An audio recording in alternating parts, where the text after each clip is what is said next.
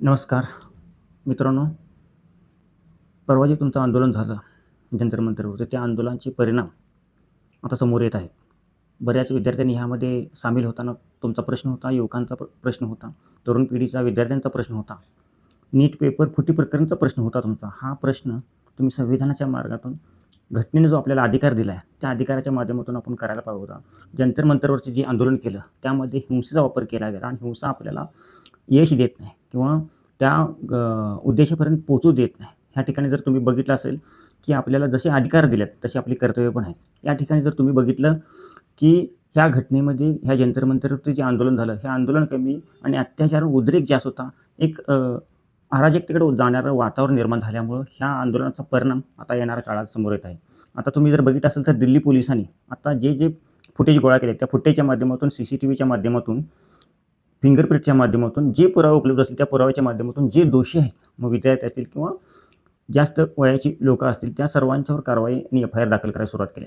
तर ह्याचा गंभीर परिणाम विद्यार्थ्यांना जास्त सोसावा लागणार, कारण इतर लोकांचा काही संबंध नाही. जे जास्त वयाचे लोक आहेत त्यांचा काही करिअरचा संबंध नसतो, त्यांनी उद्रेक करण्यासाठी आलेला असतात आणि आपला उद्देश साध्य करत असताना तुम्ही आपला वापर इतरांना होऊ न देता हे आंदोलन करायला हवं होतं. पण या आंदोलनाला एक वेगळी दिशा मिळाली.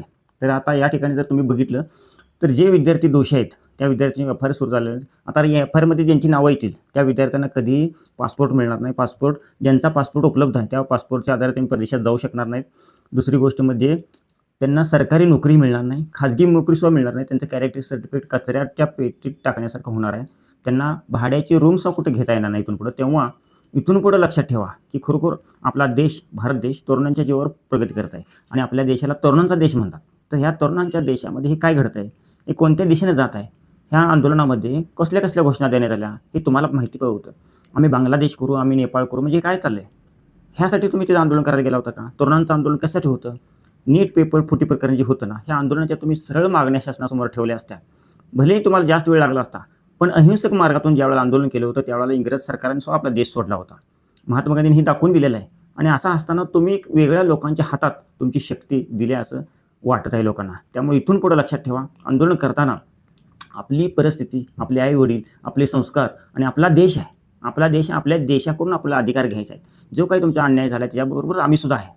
पण अन्यायाची मागणी करताना किंवा अन्यायाच्या माध्यमातून न्याय मागत असताना अहिंसक पद्धतीनं किंवा संविधानाने जे आपले अधिकार दिले आहेत त्या अधिकाराच्या माध्यमातून आपण कुठल्याही जानमालचं म्हणजे सार्वजनिक प्रॉपर्टीचं नुकसान न करता हे आंदोलन तडीस न्यावं लागतं, तरच हे यशस्वी झालं असं म्हणता येईल. जरी धर्मेंद्र प्रधानचा राजीनामा झाला असला तरीसुद्धा यामध्ये ज्या लोकांच्यावर कारवाई होणार त्याचा दूरगामी परिणाम येणाऱ्या काळामध्ये तरुणांना भोगावं लागणार आहे आणि आपली सुरक्षा जपून भविष्याचा विचार